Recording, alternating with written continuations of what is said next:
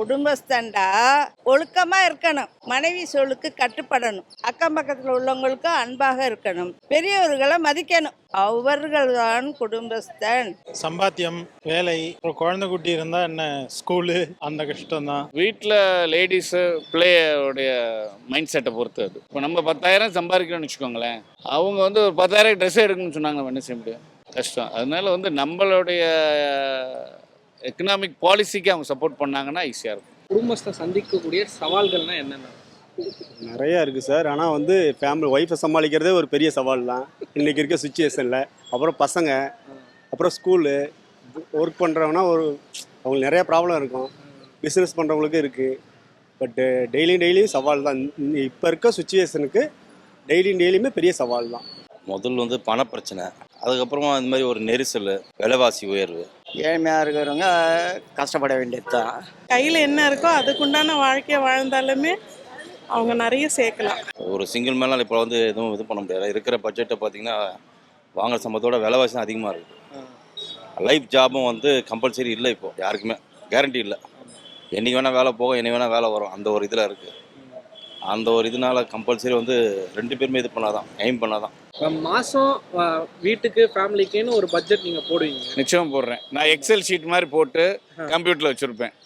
கார்டில் எவ்வளோ செலவழி பண்ணுறேன், கிரெடிட் கார்டில் எவ்வளோ பண்ணுறேன், கேஷில் எவ்வளோ பண்ணுறேன், எல்லாமே டெய்லி எழுந்து பார்ப்பேன். அதான் கிரிக்கெட் பிடிச்ச மாதிரி இருக்குது. அக்கா தங்கச்சி மனைவி இவர்கள்லாம் கஷ்டம் கொடுக்குறவர்களுக்கு தான். ஆனால் அந்த கஷ்டத்தை மகிழ்ச்சியாக தாங்கிக்கிறணும், வெறுப்படையக்கூடாது, வெறுத்து ஓடக்கூடாது. மணி இல்லை, குடும்பம் இல்லையா, குடும்பம் இல்லை, யாரும் இல்லை, கடவுளும் மாத்திரம் இருக்கும்.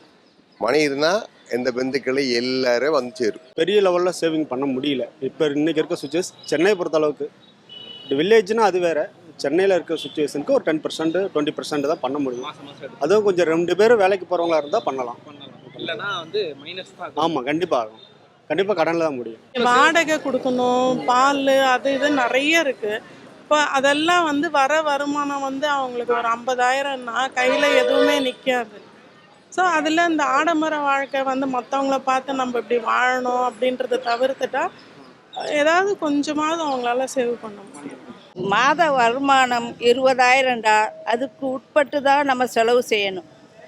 5,000 தனியாக எடுத்து வைக்கணும். இந்த பெரிய இது மாதிரி நம்ம கனவு கண்டோம்னா அதெல்லாம் நடக்காத காரியம். 100 ரூபா சம்பாதிக்கிங்கன்னா 99 ரூபா தான் நீ செலவு பண்ணணும்.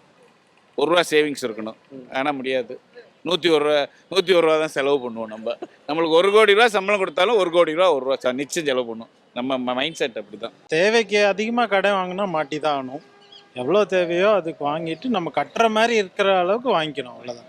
பேக்ரவுண்டில் ஏதாவது சொத்து அந்த மாதிரி ஏதாவது பெருசாக எதாவது இருந்தால் அதை ஏதாவது கொஞ்சம் காப்பாற்றும். நம்மளுடைய என்ஜாய்மெண்ட்டை கம்மி பண்ணணும், வேறு வழி கிடையாது. அப்படி தான் அட்ஜஸ்ட் பண்ணி போகணும். இப்போ பெருசாக அகலக்கால் வச்சு கடன் படவே கூடாது, கடனே வாங்கக்கூடாது. கடன் வாங்கினா அது திருப்பி நம்ம மான மரியாதையோடு திருப்பி கட்டணும். அதுதான் சவால். 10-20% சேவ் பண்ணாலே, சேலரியில் 20% சேவ் பண்ணாலே அதிகம்.